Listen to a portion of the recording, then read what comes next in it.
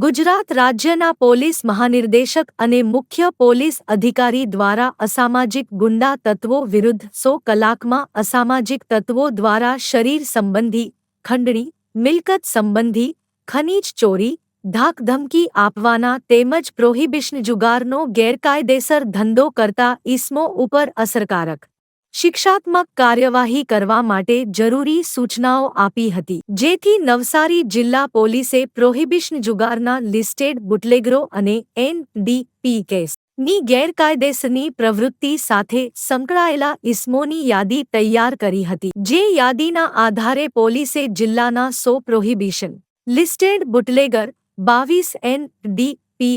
ગુનાના આરોપીઓ અને 10 જાણીતા જુગારીઓ મળી કુલ 132 આરોપીઓને નવસારી લોકલ ક્રાઇમ બ્રાન્ચ કચેરી ખાતે હાજર રાખ્યા હતા, જ્યાં નવસારી જિલ્લા પોલીસ વડા સુશીલ અગ્રવાલ, નાયબ પોલીસ અધિક્ષક એસ.કે. રાય, ચીખલી વિભાગના નાયબ પોલીસ અધિક્ષક બી.વી. ગોહિલ અને એસ.સી.એસ.ટી. સેલના નાયબ પોલીસ અધિક્ષક હરેશભાઈ ચાંદુ સહિત એલ.સી.બી. અને એસ.ઓ.જી. ના પી.આઈ.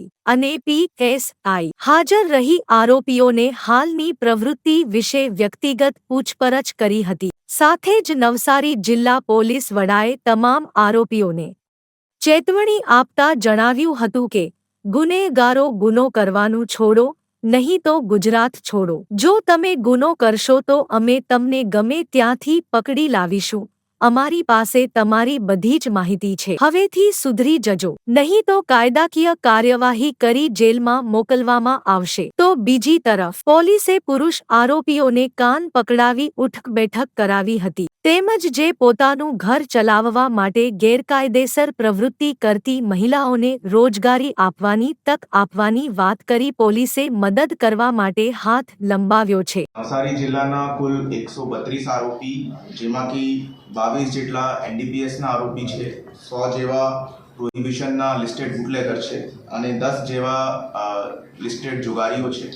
તે તમામ 132 લોકોની એલસીબી ઓફિસ ખાતે પરેડ રાખવામાં આવી હતી. તે તમામ 132 આરોપીઓ ની સાથે પોલીસ દ્વારા પૂછપરછ કરવામાં આવી હતી અને એ બધાને કાયદાની અંદર રહેવા બાબતમાં સમજ પણ કરવામાં આવી હતી. આ ગુનેગારો ખિલાફ ચાલતી પોલીસની ઝુંબેશના ભાગરૂપે એ તમામ ગુનેગારોની ઉપર પોલીસની નજર છે. એ તમામની એક્ટિવિટીઝ પોલીસ અત્યારે મોનિટર કરી રહી છે અને કોઈપણ ગેરકાયદેસર એક્ટિવિટીની અંદર હોતા એમની જાણકારી પોલીસે મળતા તાત્કાલિક એ બધા આરોપીઓ ખિલાફ કડકથી કડક કાર્યવાહી અને કડકથી કડક પગલાં પોલીસ ડિપાર્ટમેન્ટ દ્વારા ભરવામાં આવશે. ગુનો છોડો તો ગુજરાત છોડો સૂત્ર પોલીસે જાહેર કર્યું છે, કેટલી અસર થશે આના?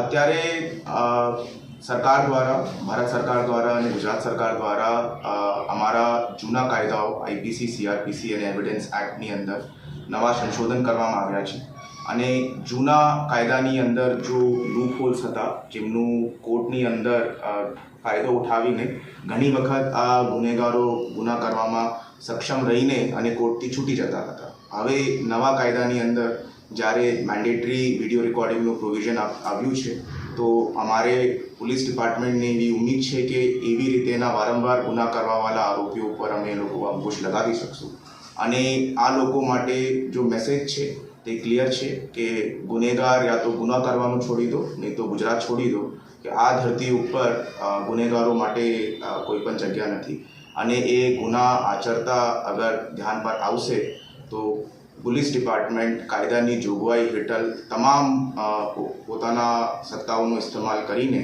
આ લોકો ખિલાફ કાયદાકીય તમામ પગલાઓ. નવસારી જિલ્લાની અંદર ઘણી બધી મહિલાઓ છે જો પોતાનું પરિવારનું ભરણ પોષણ કરવા માટે આ બુટલેગિંગની એક્ટિવિટી સાથે સંકળાયેલી છે. એ તમામ મહિલાઓ માટે પોલીસ ડિપાર્ટમેન્ટ દ્વારા એમના રિહેબિલિટેશન કરવા માટે એક યોજનાનું ચાલુ પણ કરવામાં આવી છે કે કોઈ પણ બુટલેગર મહિલા અગર પોતાની ઈચ્છા જાહેર કરે છે, એક ઈચ્છા શક્તિ બતાવે છે કે આ વ્યવસાયને છોડવાનું એની ઈચ્છા છે, તો પોલીસ ડિપાર્ટમેન્ટ એમને રિહેબિલિટેશન કરવા માટે અને બીજા વ્યવસાયની સાથે એમને જોડવા માટે પૂરા સ્ટેપ્સ લેશે.